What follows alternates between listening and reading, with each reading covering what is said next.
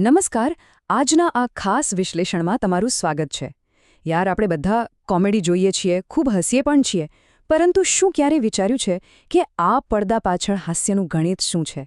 એક perfect comedy scene કઈ રીતે બને છે? ચાલો આજે એક બહુ જ લોકપ્રિય ગુજરાતી સ્લેપસ્ટિક કોમેડી સ્કેચનું ઓપરેશન કરીએ અને સમજીએ કે કોમેડિક ટાઈમિંગ, સાંસ્કૃતિક ટ્રોપ્સ અને પાત્રો વચ્ચેના સંબંધોની મિકેનિઝમ ખરેખર કેવી રીતે કામ કરે છે. હવે શરૂઆત જ જો. આમને પાણીની કુંડીમાં નાખો અને બે લાઇટના વાયર અંદર નાખો અથવા માથા પર સફરજન મૂકીને નિશાન લગાવો. બાપરે, ફૂમતા કાકાનો આ ડાયલોગ સાંભળીને જ લાગે કે જાણે કોઈ હોલિવૂડની એક્શન ફિલ્મ ચાલી રહી છે, ખરું ને?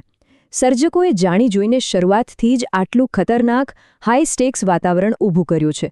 પાત્રોનું અપહરણ થયું છે અને જીવનું જોખમ છે. પણ ખરી મજા તો એ છે કે આ જ ગંભીરતામાંથી સૌથી જબરદસ્ત કોમેડીનો જન્મ થાય છે. તો આજના વિશ્લેષણનો એજન્ડા એકદમ ક્લિયર છે. આપણે ગંભીર ધમકીઓ વચ્ચે રમૂજી પરિસ્થિતિઓ, કાકા ભત્રીજાનો પાવર ડાયનામિક, પ્લોટના અણધાર્યા વળાંકો, પેઢીઓ વચ્ચેની ભાષા અને તેના સાંસ્કૃતિક પ્રભાવ વિશે ફટાફટ ચર્ચા કરીશું. ચાલો આપણા પહેલા મુદ્દાથી શરૂઆત કરીએ.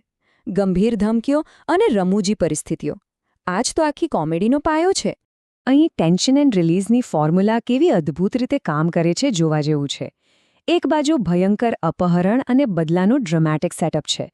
જીવ તાળવે ચોંટેલો છે. અને બીજી બાજુ પાત્રો શેરીના કૂતરાઓથી ડરે છે અને પહેલાં કોણ કોને મારશે એની બાલિશ દલીલો કરે છે. મતલબ કે આટલી ગંભીર પરિસ્થિતિમાં રોજિંદી ચિંતાઓ લાવીને તેઓ આખા સીનનું ટેન્શન સાવ હળવું ફૂલ કરી નાખે છે. આ આકરો વિરોધાભાસ જ અસલી હાસ્ય ઉત્પન્ન કરે છે. અને ધમકીઓ તો જુઓ, ફૂમતા કાકાનું લેવલ જ અલગ છે. પાણીની ટાંકીમાં કરંટ આપવાની વાતથી શરૂ કરીને સીધા મંકોડા પર આવી જાય છે. હા, માથા પર ગોળનું પાણી રેડીને મંકોડા છોડવા. અરે, મિસ્ટર ઇન્ડિયાની જેમ ગાયબ થવા માટે જાદુઈ ઘડિયાળ વાપરવાની પણ ધમકી આપી દે છે. આ પ્રકારની અત્યંત સર્જનાત્મક અને, સાચું કહું તો, વાહિયાત ગામઠી સજાઓ સાંભળીને કોઈ પણ ખડખડાટ હસી પડે. હવે વાત કરીએ આપણા બીજા વિભાગની, કાકા ભત્રીજા વચ્ચેનો પાવર ડાયનેમિક. બે પેઢીઓ વચ્ચેનો આ સંબંધ જ આખા સ્કેચની જાન છે અને મોટાભાગના ટેન્શનને આગળ વધારે છે. આ કાકા ભત્રીજાની જોડી ગુજરાતી લોકહાસ્યનો એક બહુ જ ક્લાસિક ટ્રોપ છે. એક રોબદાર પણ જલ્દી ગુસ્સે થતા કાકા અને બીજો વફાદાર પણ પ્રેક્ટિકલી ડરપોક ભત્રીજો. આપણે સૌએ આપણા પરિવારોમાં કે આસપાસ ક્યાંક ને ક્યાંક આવા પાત્રો જોયા જ હોય છે, બરાબર? એટલે આ સ્થાપિત જોડી જોતાં જ આપણે વાર્તા સાથે તરત કનેક્ટ થઈ જઈએ છીએ અને સર્જકો આપણી એ જ અપેક્ષાઓ સાથે રમીને મસ્ત મજાની કોમેડી પીરસે છે. ફૂમતા કાકા અને ભત્રીજાના લક્ષણોને સરખાવીએ તો સ્પષ્ટ થાય છે કે બંને એકબીજાથી સાવ અલગ છે અને છતાં એકબીજા માટે પરફેક્ટ ફ્યુઅલનું કામ કરે છે. દુશ્મનોએ હાથ પગ બાંધેલા છે, છતાં કાકા આક્રમક થઈને દુશ્મનોને જીવતા સળગાવી દેવાની વાતો કરે છે. એ ટેન્શન ઊભો કરે છે. અને સામે ભત્રીજો એ અત્યંત વ્યવહારુ છે. એ પોતાની વાસ્તવિકતા દર્શાવીને એ બધું જ ટેન્શન એક ઝાટકે તોડી નાખે છે. આ ડાયલોગ જ સાંભળો ને. જો આપણે મરી જઈશું તો પછી કાચીનું શું થશે? મતલબ કે અહીંયા જીવન મરણનો સવાલ ઊભો છે અને ભાઈને ઘરે બેઠેલી કાકીની ચિંતા સતાવે છે. આ જ તો ખરી મજા છે. આ પ્રકારનું રાઇટિંગ ગમે તેવી ગંભીર પરિસ્થિતિને સીધી ખેંચીને જમીન પર લાવી દે છે. આગળ વધીએ આપણા ત્રીજા વિભાગ પર, અણધાર્યા વળાંકો અને ફિઝિકલ કોમેડી. અહીં જ પ્લોટ સૌથી વધુ રસપ્રદ બને છે. જો હરીભાની ગદ્દારી કોઈ સામાન્ય દગો નથી. આ એક પરફેક્ટ મેથેમેટિકલ ફોર્મ્યુલા છે. પહેલા દુશ્મનો સામે બહાદુરી બતાવવી અને પછી બીજી જ સેકન્ડે અત્યંત કાયર બનીને ભીખ માંગવા લાગવું.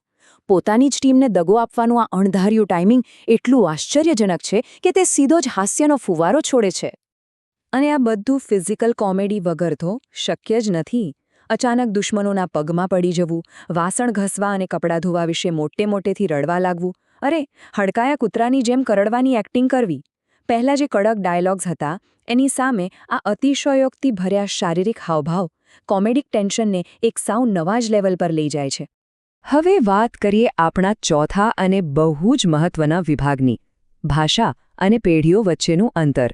કારણ કે પસંદ કરવામાં આવેલી આ બોલી માત્ર દેખાવ પૂરતી નથી, તે આ હાસ્યનો પાયો છે. આ ઉત્તર ગુજરાતના પ્રાણીઓના રૂપકો જુઓ. કાયર દુશ્મનોને કૂતરા કહેવા, ભાગતા શિકારને સસલા અને પોતાને સિંહ ગણાવવા. મોટી ઉંમરના પાત્રો પોતાનો રૂવાબ છાંટવા માટે પોતાને સિંહ કહે છે, જ્યારે હકીકત કંઈક સાવ અલગ જ હોય છે. અને યુવા પાત્રો તરત જ એમની આ કાલ્પનિક ઇમેજની મજાક ઉડાવે છે. આ ઊંડું ગ્રામીણ શબ્દભંડોળ સંવાદોમાં એક ગજબનો સ્વાદ ઉમેરે છે. ખાસ કરીને આ મહેસાણી કે ઉત્તર ગુજરાતી બોલી આખી ઘટનાને એટલી હાઇપર લોકલાઇઝ્ડ બનાવે છે કે વાત જ પૂછો. પરંપરાગત વડીલો અને આધુનિક થતા યુવાનો વચ્ચેનું આ ભાષાકીય અંતર એક એવો સંઘર્ષ ઊભો કરે છે જેને સ્થાનિક દર્શકો તરત જ પોતાની ઓળખ સાથે જોડી લે છે. તો ચાલો હવે આપણા અંતિમ વિભાગ તરફ જઈએ, આ પ્રકારની ગુજરાતી કોમેડી અને સ્થાનીય બોલીનો સાંસ્કૃતિક પ્રભાવ. આખરે આ બધું આટલું બધું રિઝોનેટ કેમ કરે છે? કારણ કે આ વાર્તાઓ આપણા ગામડાઓની વાસ્તવિક ગતિશીલતા અને વિવાદોનું પ્રતિબિંબ છે. તે એ પ્રાદેશિક બોલીઓને જીવંત રાખે છે જે કદાચ મુખ્ય પ્રવાહના મીડિયામાં ક્યાંક ખોવાઈ ગઈ હતી. હાઈ સ્ટેક્સ એક્શનના નામે અહીં ખરેખર તો આપણા જ પારિવારિક સંબંધોની રમૂજ છે. અને જ્યારે હાસ્ય આપણા પોતાના જ આંગણામાંથી આવતું હોય ત્યારે તે સીધું હૃદયમાં જ ઉતરે છે, ખરું ને? અંતે એક બહુ જ રસપ્રદ વિચાર સાથે આ વિશ્લેષણ પૂરું કરીએ. આટલા હાઇપર લોકલાઇઝ્ડ અને દેશી બોલીવાળા સ્કેચ જે રીતે હિટ થઈ રહ્યા છે તે જોતા એક પ્રશ્ન થાય, શું હવે લોકો સામાન્ય કોમેડીને બદલે આવી હાઇપર રિજિયોનલ એટલે કે પોતાની માટીની વાર્તાઓ તરફ કાયમી વળી રહ્યા છે? જેમ જેમ ડિજિટલ દુનિયા વિસ્તરી રહી છે તેમ તેમ એવું જ લાગે છે કે જે જોક્સ સાંસ્કૃતિક રીતે મૂળ સાથે જોડાયેલા છે તે જ સૌથી વધુ લાંબી મજળ કાપે છે. આ પ્રશ્ન પર ચોક્કસ વિચારજો. આજના આ વિશ્લેષણમાં જોડાવા બદલ ખૂબ ખૂબ આભાર.